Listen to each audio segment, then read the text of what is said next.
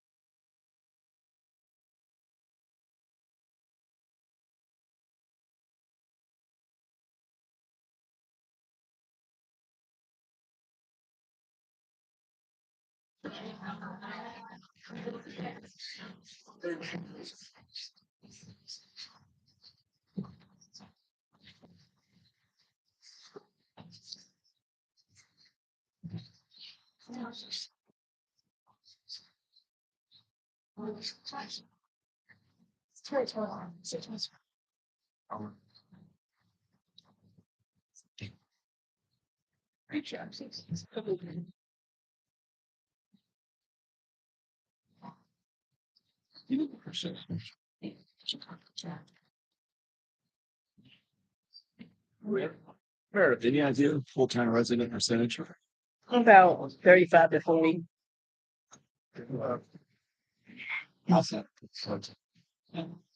Cheers. Substantial. Yeah. Like all residential. It's not full-time, right? No. Yeah, residential. Not really, very few.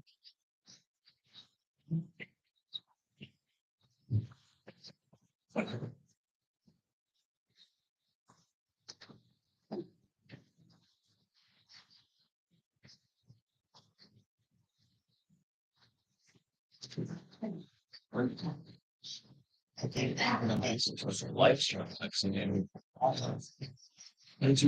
Yeah, yeah. I'm gonna take that.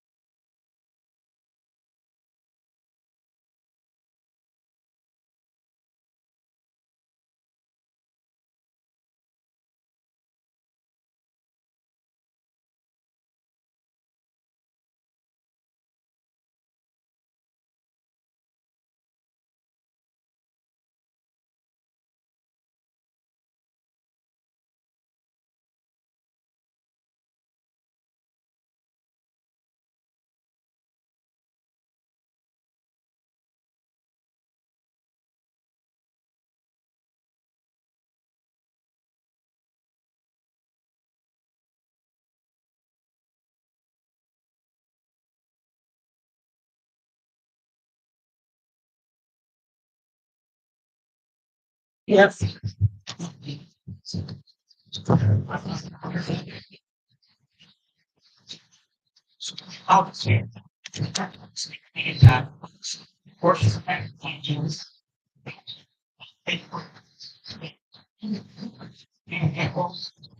We'll move this back down so you can get to it. Yeah.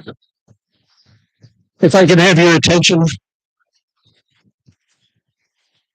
Welcome to our annual meeting where we look at last year's results, which were good. We have the head of the Chamber of Commerce here today to tell us about all the good things that are happening on the island. And we have also our lawyer here in case I do something wrong. And we have your board to my right. I think we've got all of them here. We want to thank all of them for their participation this past year. And with that, let's get started. Do we have a quorum? 57%. I'd like to have somebody make a motion that we not go through the business of reading last year's minutes. So moved. Second. All those in favor? Opposed? It passed. Let me put my glasses on and see where we go. Good afternoon, folks. I'm happy that you've taken some time out of this beautiful Hilton Head day to come visit with us and listen to what happened this past year. As all of you know, as you've been here for some of you have been here for a number of years, other new members, this is your first meeting. We will not entertain any questions from the floor at this meeting. You will receive on the way out a copy of the anchor with questions, the questions that you've asked answered and any new questions as a way to put them in order to get this over with in as short a time as possible. We will not entertain any questions from the floor.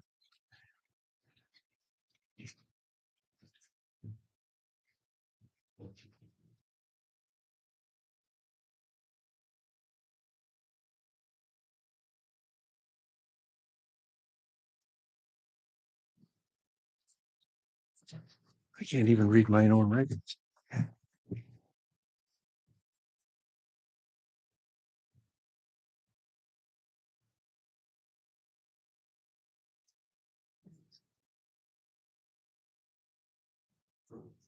First of all, let me welcome all the new members of the Shipyard family.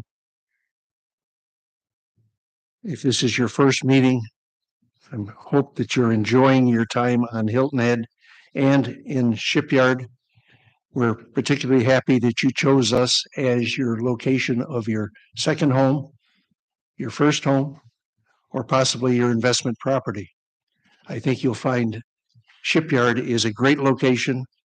I always say when we first moved here in 1997, if you said to somebody out on the street you lived in Shipyard, the first thing they said to you is, why?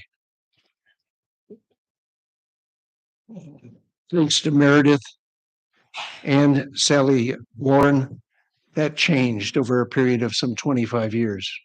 Now we are one of the preferred, if not the preferred place to live on the island.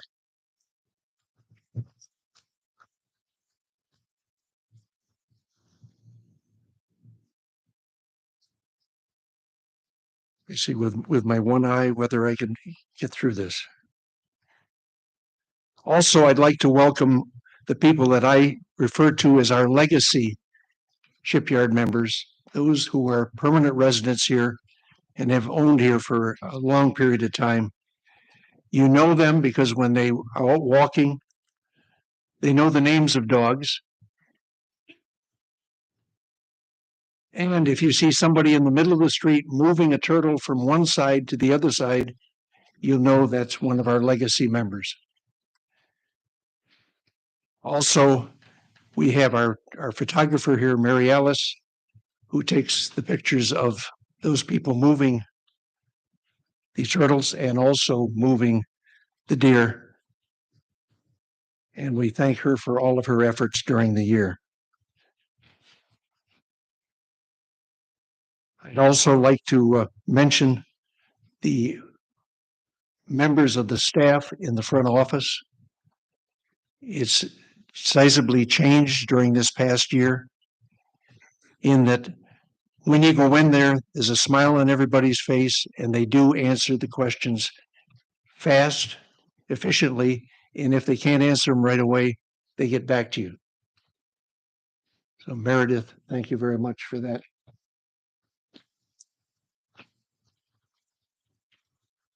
I'd also like to mention our security staff, Chief Alexander and his right-hand man, Lieutenant Bader, have put together a nice package of people, even though for those of you that were driving last Wednesday onto the island, you know you were stuck on the bridge or near the bridge for 3 hours, 3.5 hours.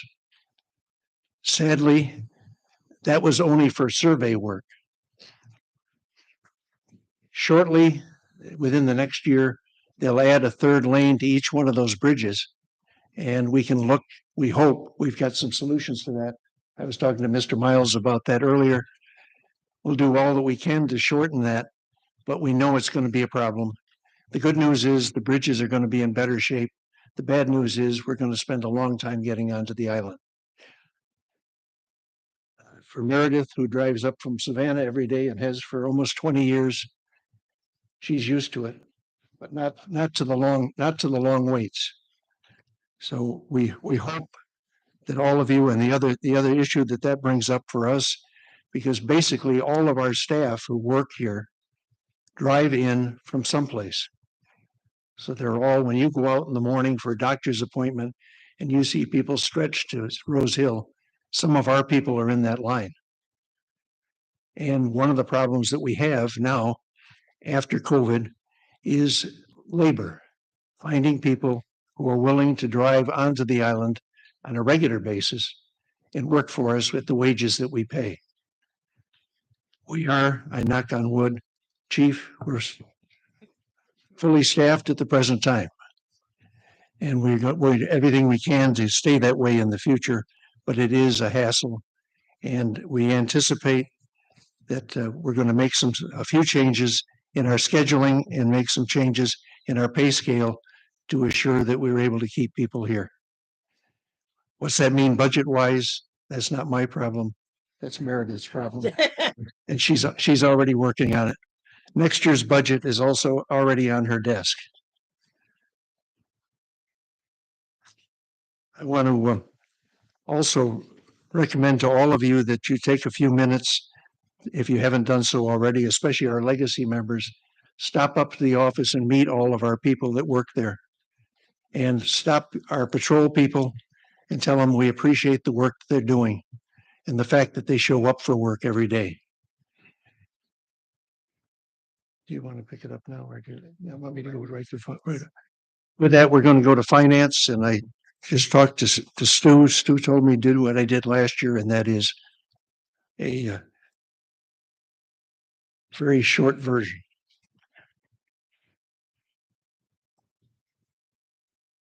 Our financial report this year is a good one. You all know because you got your bill for the year that we raised less than 5% because of good management and a staff that is doing their job and doing it well.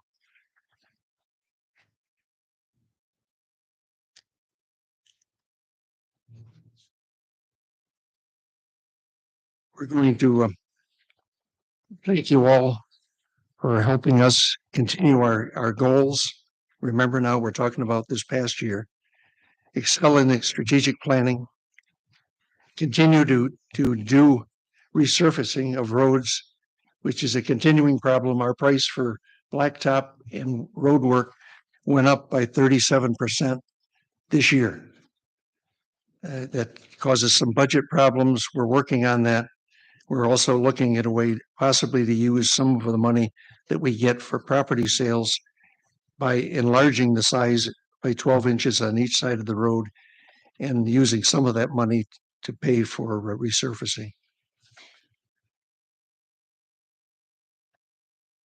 As you know, thanks to Joe Striveri and all his hard work, we redid the entrance to the beach, a sizable task, and all the bathrooms have been renovated, repainted again recently. So it's been a good year, a somewhat expensive year, but a good year for us. And we would hope that and you'll see later on in the presentation, our catastrophic fund is increased by a sizable amount this year because of all the new sales and the increased in value of the property in here.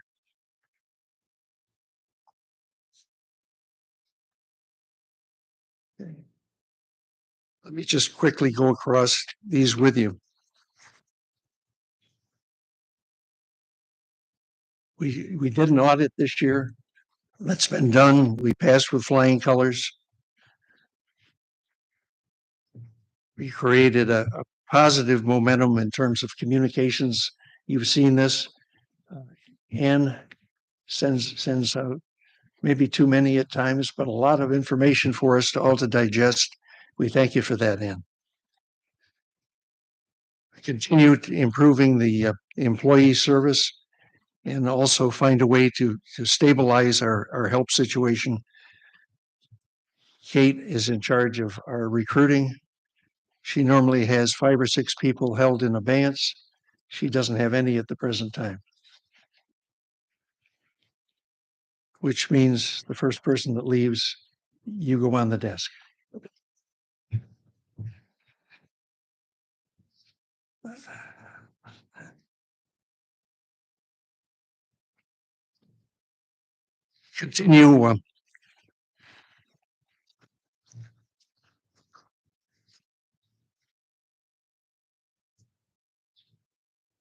Continue developing the shipyard brand.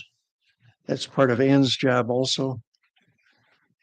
And our committees work on that and making us look good to the world, to the rest of Hilton Head, and to all of you folks who are our residents. Maintain a 1% or less receivable. That is those regimes that aren't paid in terms of that in contrast to the rest of the island. We're well ahead of the ball game, but in fact, we do fully intend to collect that less than 1%.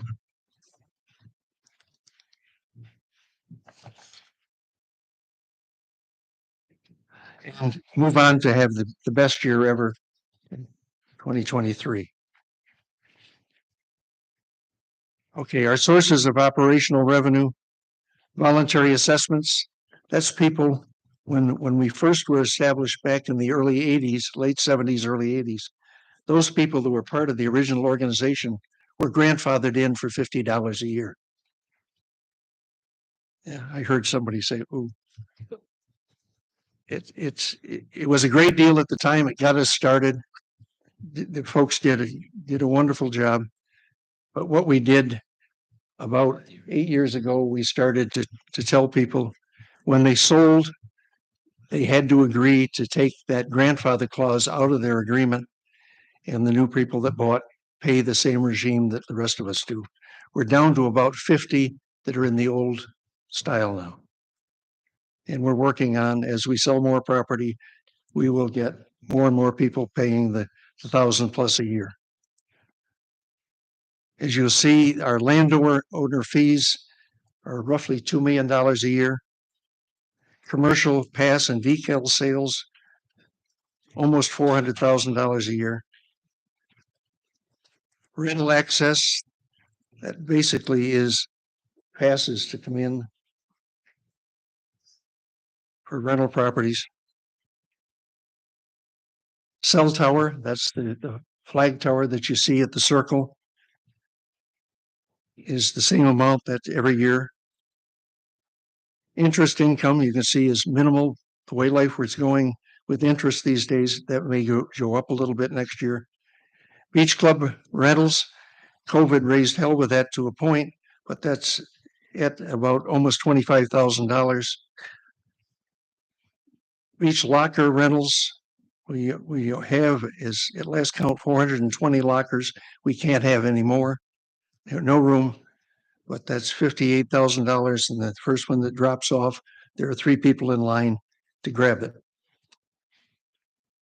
Miscellaneous income for cable, which is a much reduced, because all of you folks are not using cable anymore. So that means Hargray is paying us less for access to Shipyard.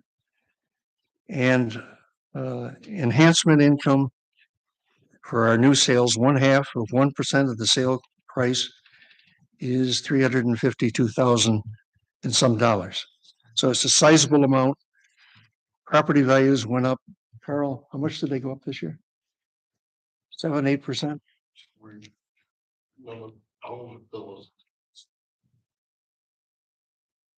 Okay, operational expenses, security, $1.4 million. Landscaping, almost $300,000. General administration, $400,000. General maintenance, beach club, keeping it up and running. Capital expense,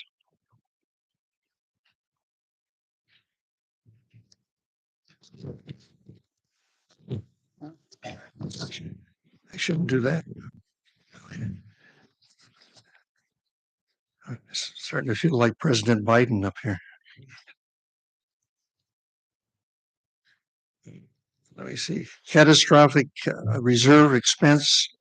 That's the little work that we did, some blow down, so on and so forth, that came out of the catastrophic fund. And enhancement expense, that's the enhancement projects this year have basically been the bike paths. And some people question why that's an enhancement, because it's work that hasn't been done before and does enhance the value of the property. The total expenses, 3 million and change. The POA fee comparison, you see us compared, us on the left at $1,080.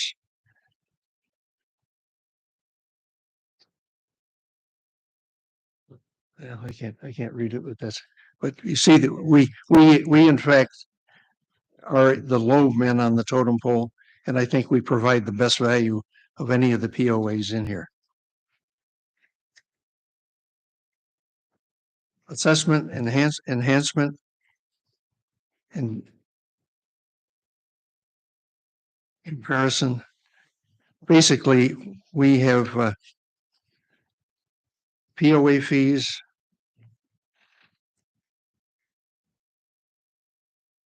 the difference between what we take in and what we spend is approximately 14. I went the wrong one, I think. Yeah, okay. 181,000, which in fact then is money that is in fact, if you will, in reserve for us to allocate the board with board approval, allocate on new projects. Enhancement news. We took in for enhancement this year $352,000, 400. Of that, $88,000 has to go into the emergency reserve account. That's 25%. And you'll see the catastrophic reserve. Our objective overall is to get to $1 million in that. And luckily, knock on wood again, we haven't had any hurricanes in 6-7 years now. So when we get to $1 million, then we have to look at that and see what we do and adjust it probably for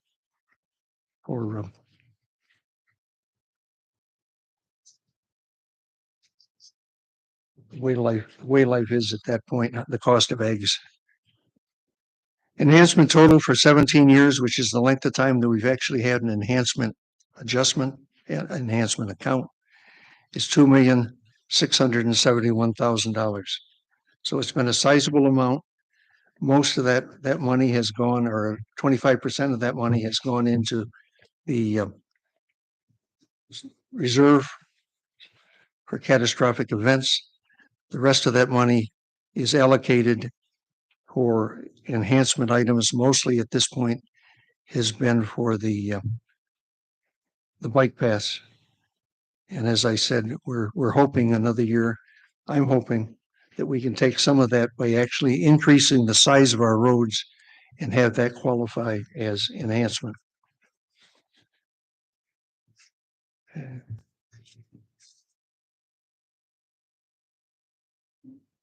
Okay, it's yours.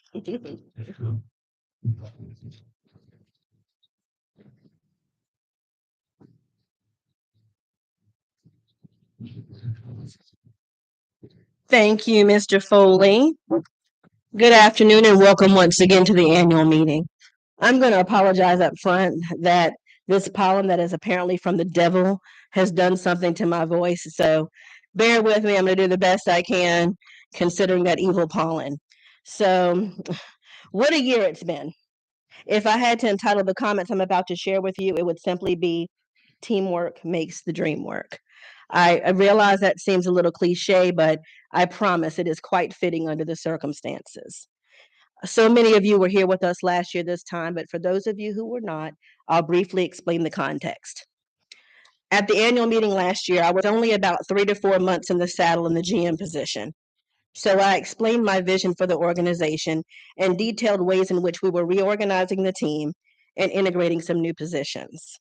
I spoke about 3 primary goals: taking on more of a team approach to managing this property, and increasing the use of technology and expanding communication efforts, and ensuring accountability through a smooth transition. When I reflect on the year and what's been accomplished, I can honestly say that our team has collectively risen to many challenges, shared and implemented many new ideas, and worked as one team, all in efforts to make a better community for all of you. We've certainly made an effort to share about all these initiatives, special events, and other pertinent information or throughout the year. You've likely read about it or heard about it from our Monday owner updates, our news you can use, and our quarterly anchors. But here's a snapshot.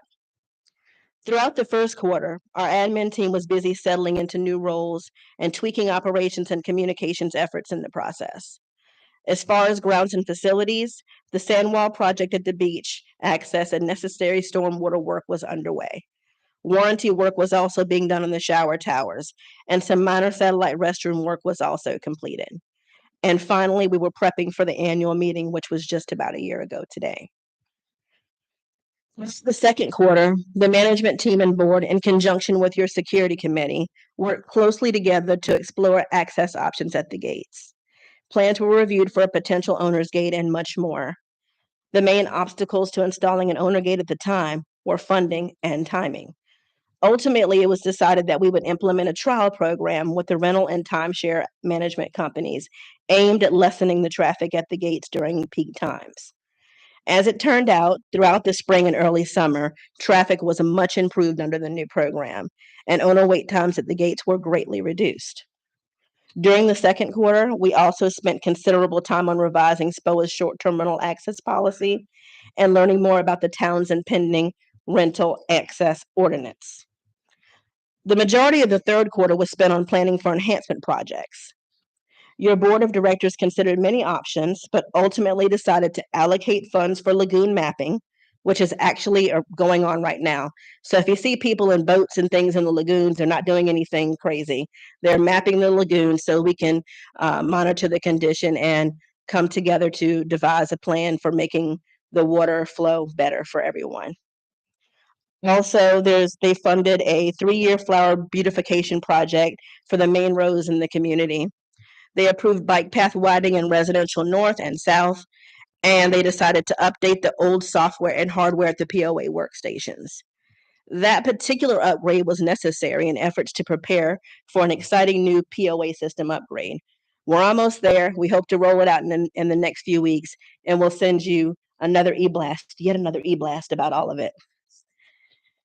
We also spent considerable time preparing budget drafts for this year, which was quite the task, as prices were going up seemingly in every area with no end in sight.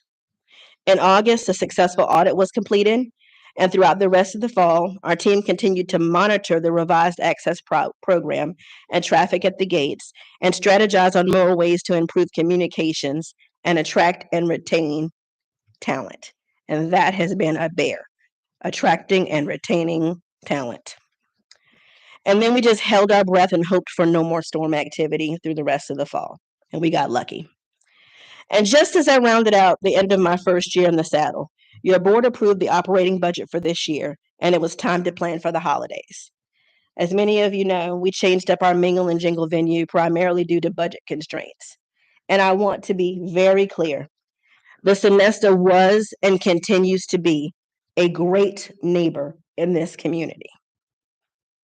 But much like every other business over the past few years, they experienced considerable supply cost and labor increases. To that end, the board voted to host the Mingle and Jingle at the Beach Club.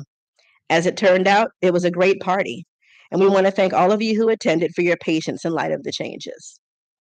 Also in the fourth quarter, I'm sure many of you witnessed the bike path work in progress.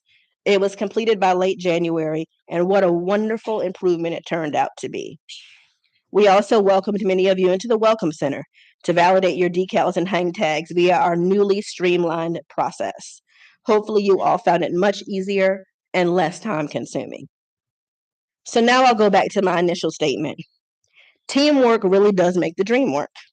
No initiative, project, event, feature, or service would have been possible without the dedicated and talented team represented here today. Through our staff meetings on a weekly basis, we stay abreast of each other's workloads and related knowledge so that we are able to be informed and support each other. These efforts make it so much easier for us to provide you with timely and correct information. And through collaboration with the board and POA committees, we're able to get guidance, support, and valuable feedback in the process. Throughout the year, I've heard from so many of you on a variety of topics, ranging from access and security questions to maintenance and social events. And I'm going to be honest with you. After so many years of being here, I thought I would know the answer to almost anything shipyard related. But you stumped me on a few things. For some, I had to reach out to my teacher, Sally Warren, for advice. And for others, I had to rally the team and explore options for feasible answers and solutions. But in either case, our team learned something in the process and is better prepared to face future challenges. So, in the words of my late mother, I always say, I try to take what I know and use it to grow. So, whether positive or negative, I've tried to welcome the feedback and determine ways to make improvements whenever we can. I try to instill this in the entire team on a regular basis. They're probably tired of hearing it, but I feel that they embrace the concept. So we hope you keep the feedback coming, and we'll continue to use what we learn in the process to grow more as a team. I want to stay true to what I said about fostering a team approach to running Shipyard and let you hear from a few of them. But before I call them up to share about some of our concerted efforts, I just want to say thanks to all of you. Bear with me if you would join me in giving a round of applause to our board of directors.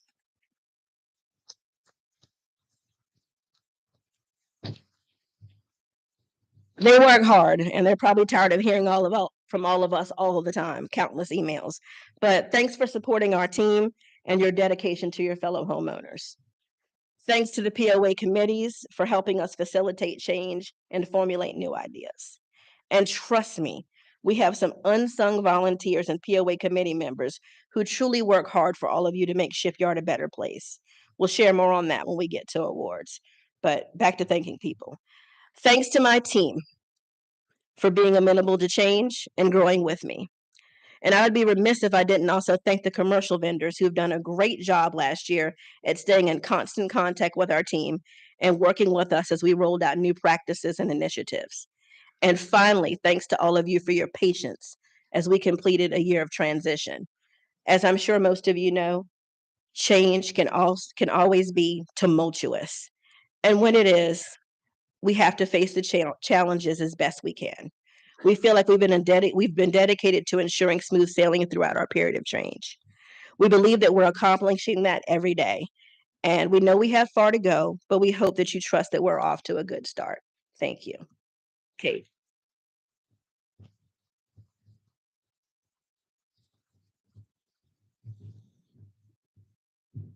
Good afternoon, everyone. For those who don't know me, my name is Caitlin Coward, and I am the Administrative Operations Lead. Within my role specifically, I'm the primary contact for the Board of Directors, Finance Committee, Senior Management, and all things related to human resources.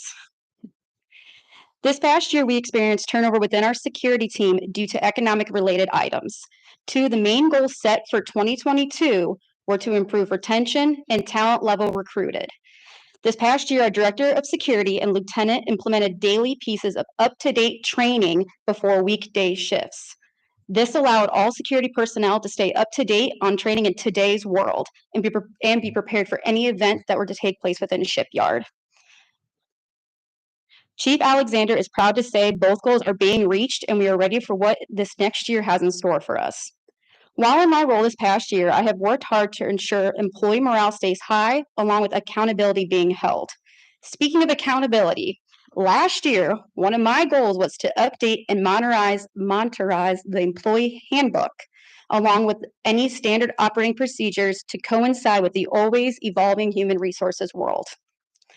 I do have to say it's hard to keep up with, but it makes me proud when other local communities are calling our Director of Security, asking how we're recruiting qualified candidates for these roles because they can't get them filled. During the stages of the transition this past year, we worked closely as a team. Miss Andrea Martinson, our Membership Services Specialist, is one of the few team members I work side by side with every single day. This past year, new homeowners are required to make an appointment to ensure they know all of the rules, regulations, frequently asked questions, POA events, and much more. This has allowed our team to get to know new homeowners within Shipyard and encourage participation within the community. One of the perks of being a homeowner within Shipyard is getting a good neighbor card. These are typically available around this time, but like a lot of things, it is currently delayed at the printers. So with that being said, that means that the 2022 through 2023 card last year will be honored until the new ones are arrived. Once they have arrived and are ready, you will receive communication such as an e-blast from our office on how to receive one. Speaking of communication, I would like to introduce our next speaker, Miss Ann, who is our communications coordinator. Thank you.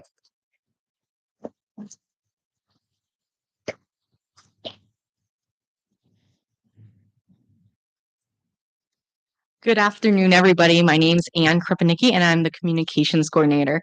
So I am essentially the person that you have heard about with all these e-blasts that I know you all read every single word too. In 2022, we made some really good improvements, such as increasing the Anchor newsletter advertising, updating the website, and increasing our social media presence. The communication position is still strictly dedicated to keeping up-to-date information on the website, social media, and informing you as shipyard owners of any changes or events quickly and effectively. We hope you've all noticed the increased efforts. During the last quarter of 2022, the Shipyard website got a complete facelift. The website hosts a lot of useful information like an interactive event calendar, all the policies and procedures, ARB forms, and more. So if you haven't had a chance, go check it out. We're also gaining many followers on our Facebook and Instagram pages. So find us, like us, and share us to help us grow. And then as you know, every quarter we release our newsletter, The Anchor. Advertising in the Anchor has really become very popular. Now each issue will feature about 3 to 4 different companies. But what is more impressive is the interest and participation in our Feel Good Friday photos.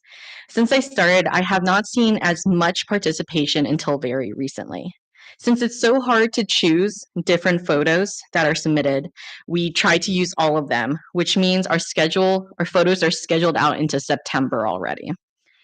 So if you would like to receive any of this communication, including more e-blasts, feel free to sign up outside in the lobby. And then at the start of 2023, we also sent out a short survey asking what all the owners would like to see in terms of events. We have received great feedback, a lot of feedback, and we hope to use it to build an even greater community. The results of the survey will be posted on the website later this week as well. Thank you.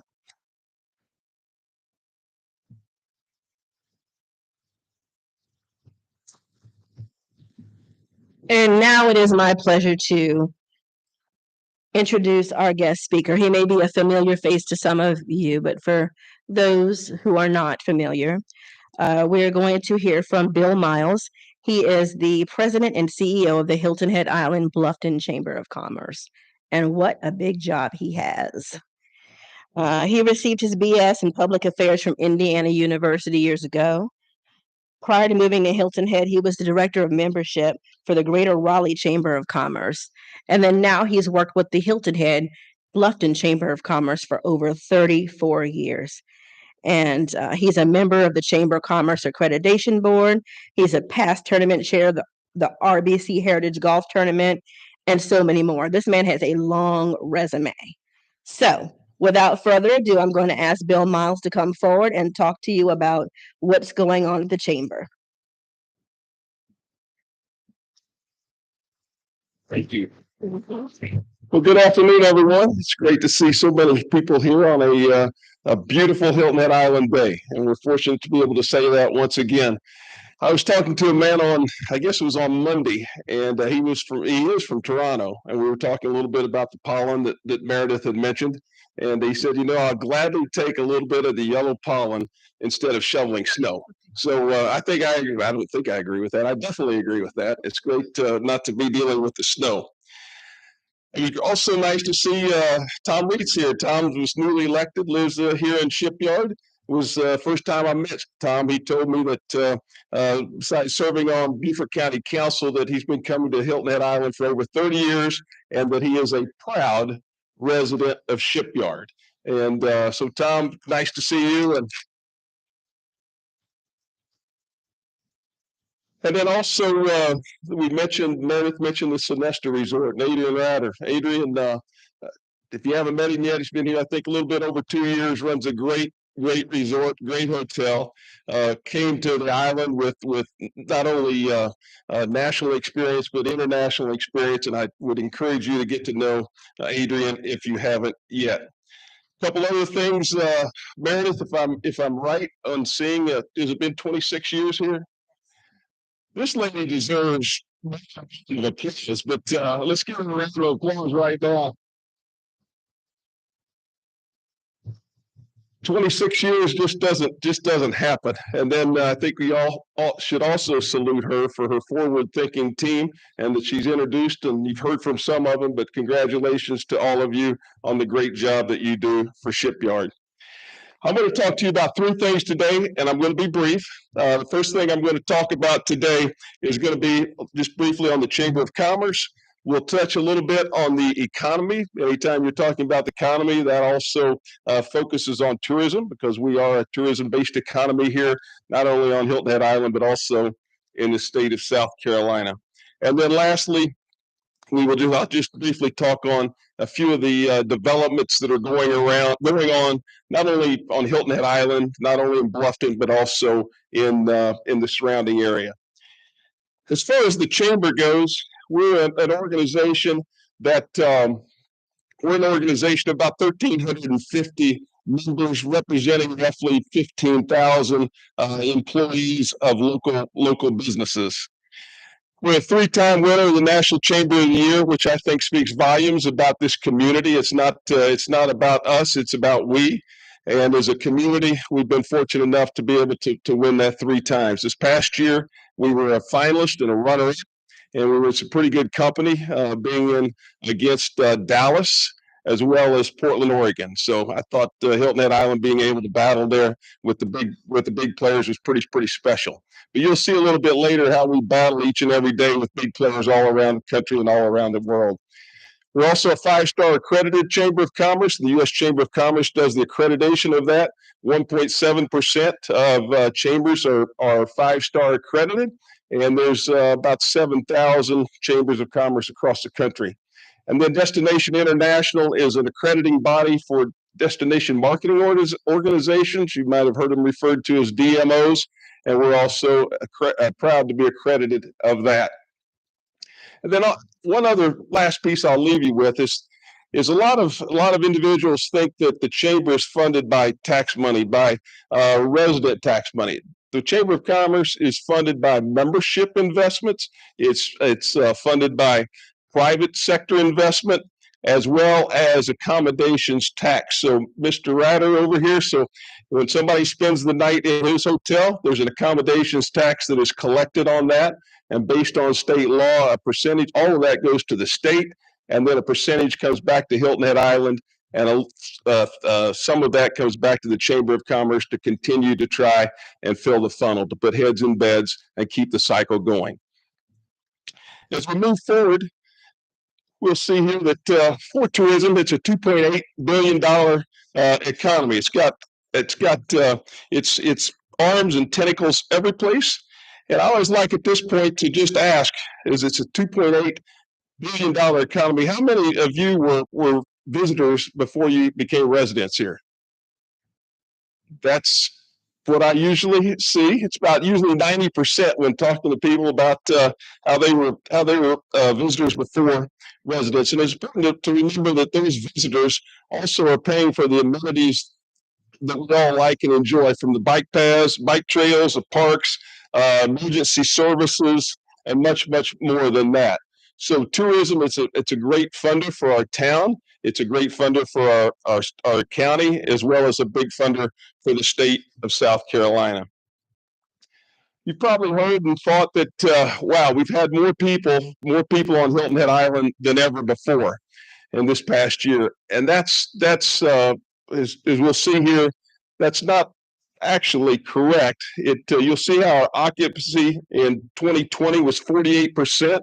And when I say 48%, I'm talking about hotels and home and villa rentals. So from a hotel standpoint, there's just a little over 3,000 hotel rooms on Hilton Head Island. And we like to think somewhere around the 8,000 mark of short-term rentals. That number increases, decreases. A few years ago, we thought it was 6,000, around 6,000. Now we think it's up someplace around 8,000. And then during COVID, our occupancy grew to 60%. And as we all know, we're a summer destination. During COVID, those patterns changed.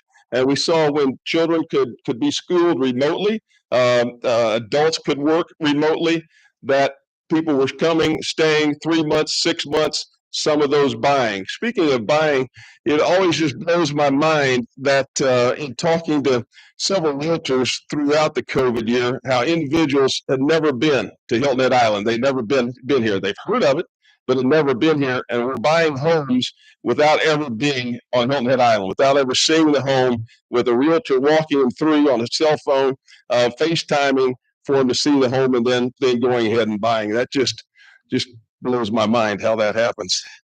And then also, I think it's important to know that we as a chamber, we're about balance. And we know the summertime is full. It's busy as busy can be. What our goal is to grow the off season, to put beds and beds here at the Sonesta Resort in November, December, January, February, in those time periods when occupancy is not to the levels where we want it to be. And it's important that for it to be at those levels so that we're able to keep people in jobs. Year-round employment is important. And when the occupancy dips down and Adrian and others have to let people go for 2 or 3 months at a time, that's not healthy. It's not healthy for their families. It's not healthy for the business, and it's not healthy for the economy. So that's why our work is really focused on that shoulder and off season that we like to call it. So the average daily rate, in 2021, that rate went up 19%. Over pre-pandemic rates. And what I think is really interesting about that is that last summer, what we were seeing is from a hotel on the island on a weekend night was getting $1,000 per night. So think about that a minute. $1,000 per night being paid on Hilton Head Island, where we all get to call home, and those numbers increased dramatically over COVID. And the overall rate increased as well. But we've been able to maintain that rate, fortunately, and that's what we're trying to do, is maintain the rate while we're keeping the occupancy pretty much flat. It's what it's been is flat, but we can't survive on flat, I guess is what I'm trying to say. As we look on, speaking of proud, from Condé Nast Traveler is the number one island in the world, in the country. It's the place. And when voters who read Condé Nast Traveler are voting on Hilton Head Island as the best island, I think that's something we should all be proud of. And not only do the readers of Condé Nast Traveler have done that over the past 5-6 years, so are the readers of Travel and Leisure. And so that builds the overall brand, that enhances the overall brand, that helps our property values when people see that. And as I mentioned earlier about people buying homes without seeing Hilton Head Island or being on Hilton Head Island, they recognize the brand, they recognize the quality and the things that we all stand for here. Just a few things before I close. We talked about employment and the difficulties of finding employees, keeping employees. And as we move into the years ahead, it's only going to become increasingly more difficult. And with that, when you look what's going on in the city of Hardeeville, for example, so Hardeeville, Bluffton, kind of the front door, the roadway to Hilton Head Island. Now there are a total of 16,820 units, homes, 16,820 that are currently permitted to be built. Those are permitted. And then you will also see here that have not been permitted yet, but are in the city of Hardeeville for discussion about being permitted, or another 8,300 homes. So that growth is going to continue. It's going to become more difficult to recruit employees. That's why what I like to call essential housing is so critical that we're able to further develop that on Hilton Head Island, so we'll be able to retain those employees. As far as growth goes, since 2010 through 2022, July of 2022, we have seen our growth rate to be about 2.6%. In 2010, we were at about a permanent population of 37,000. And then of July of 2022, according to the U.S. Census, we're just a little bit over 38,000. And I think that probably trends to be a little more like 40,000 rather than that 38,000. A few last things here for you. The I-95 widening, something that we're excited about, that will start at the Florida line in January of next year, and then go 10 miles north on I-95, widening it to 3 lanes on each side. And then also at exit 3, you'll see it's not exit 3 yet, but there'll be a new exit developed at exit 3. So that will enhance the port when that is built, for people to be able, port traffic to come in, come out of that, as well as the developments that I mentioned from the 16,000 units, as well as the 8,000 units that are soon to come. The RBC Heritage presented by Boeing, I think that's, if I remember correctly, that is probably 33 days away. And it's really exciting every year. And it's the time of year the azaleas start to bloom. If you talk to Sherwin-Williams, it's the time of year that they sell the most paint, because people are trying to spruce up their home, spruce everything up. And that's always a little fun fact for us. But this year, being a designated event, will bring more of the top players in the world to Hilton Head Island to showcase our destination, to showcase Harbor Town Golf Club, as well as we'll receive more TV coverage on CBS as well as the Golf Channel than we've ever seen before. So this is a one-year deal, being a designated event. What we're trying to do as a community is put our best foot forward, so those players will enjoy their time here. They will enjoy their time on the golf course, and they will want the PGA Tour to have this event remain a designated event. So there are only 4 of those designated this year, and there are only 4 of those will be next year. We know that 2 or 3 of those will be different, and we're hoping we're one of the 2 that will remain the same. As far as the Hilton Head Island Airport goes, it's a great quality of life piece for us to be able to fly in and out of in and off of the island. The new terminal will be just going out to bid in the next about in the next 3 weeks. And then once those bids get back, they'll start the process of starting to build a new terminal on Hilton Head Island. And as far as service goes, the seasonal service is getting ready to start back.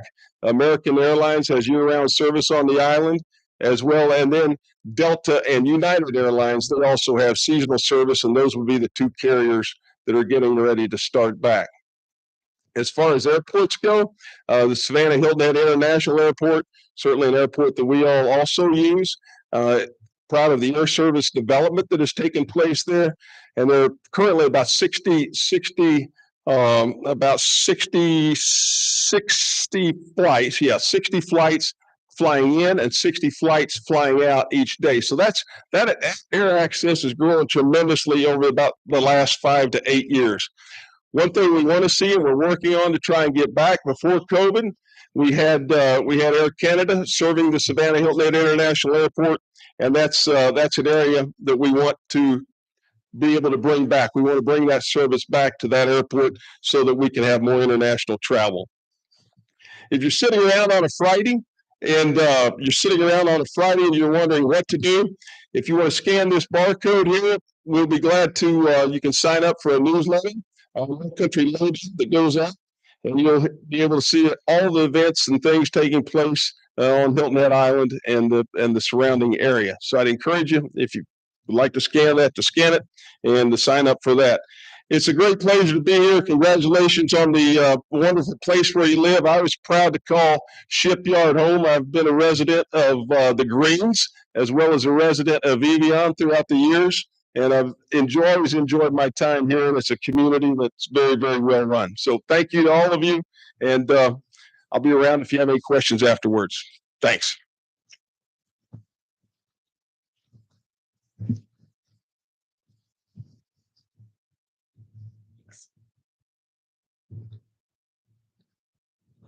Me again. So when I spoke earlier about there being some unsung and unrecognized POA committee members and volunteers, these two homeowners that I'm about to share a little bit about surely have the shipyard spirit. So they are this year's recipients of the newly entitled award, The Spirit of Shipyard. Please bear with me for a moment while I brag on them. The first recipient is Joe Straveri. Not only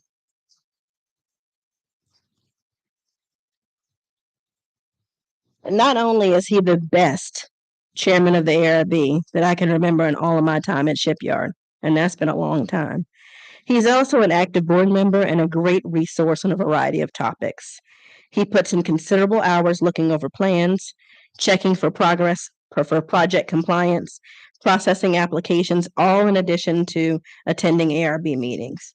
He truly works hard for all of you, and I often feel like he doesn't get thanked nearly enough. On a personal level, he's probably tired of me saying, "Do you have a moment? Would you mind giving me your feedback on something or attending a quick meeting about maintenance? What do you think?"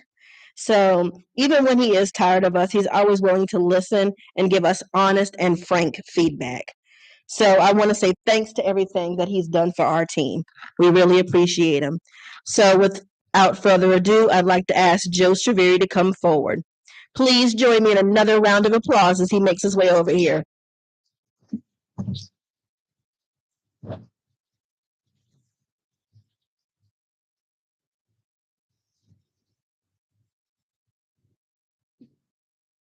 He gets a snazzy award that says the Spirit of Shipyard, presented to Joe Straveri, and he has a little baggie of some shipyard loot.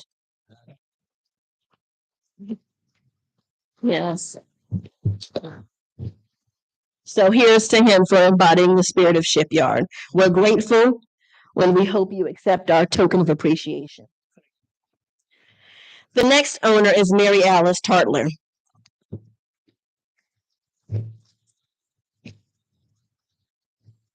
This is one truly talented lady.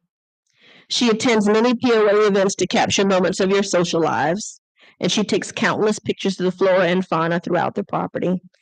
She also teaches the annual photography class and judges our photo contests. And we truly appreciate her for that. Further, she's a very active member of the security and communications committees. And even though we probably hold meetings much earlier in the morning than she'd like, she's always there. What's more important is she enjoys being an ambassador for this committee, as evidenced through her willingness to give testimonials and present at our new owner sessions that we have on a quarterly basis. And if that's not enough, imagine how much money she's saving you. She puts together all the photos for our website and our print material and so much more. So, Mary Alice, please come up and be recognized. Let's cheer her on.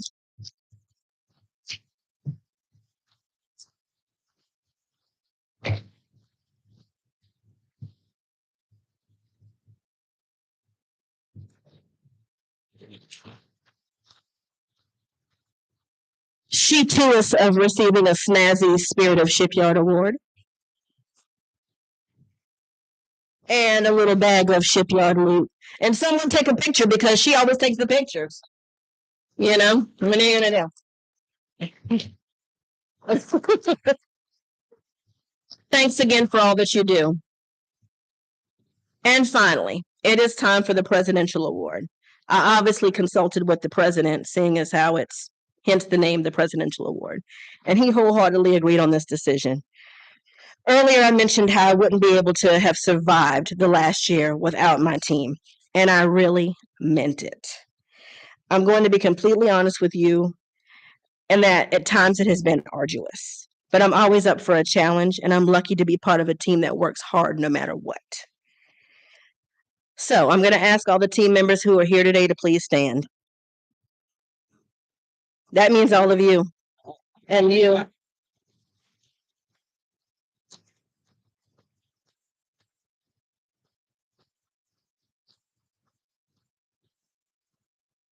I want to say something to you that I probably don't say nearly enough. And that is thank you. And I appreciate you for the unique ways in that you contribute to this organization.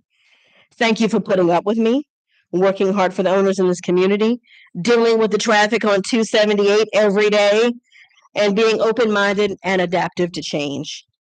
I truly meant what I said about the importance of adopting a team approach on running the day-to-day operation. So no matter your role, title, tenure, or skill set, you are appreciated, and I couldn't do it without you. So please accept a little token of my appreciation in the lobby on your way out.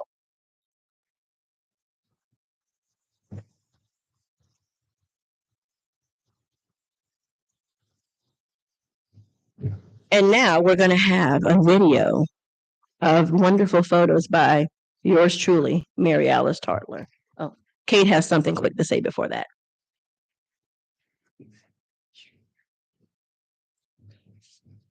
Thank you to everyone who has attended today in person and virtually. At this time, we are going to end the virtual stream before we play our annual video due to copyright restraints by YouTube. For all in-person attendees, please stay seated and enjoy our video put together by Anne, our communications coordinator, and your neighbor, Mary Alice Tartler.